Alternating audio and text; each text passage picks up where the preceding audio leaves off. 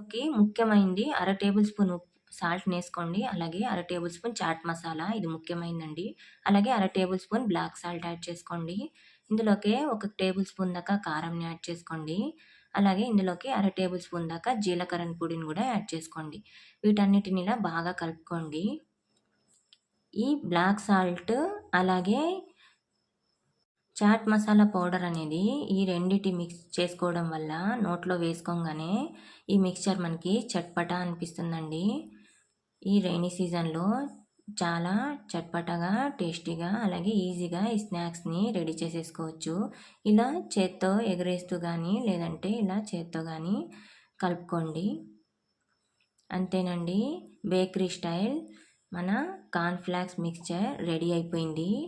Thank you for watching my channel. Please like చేయండి, share చేయండి, అలాగే సబ్స్క్రైబ్ చేసుకోండి.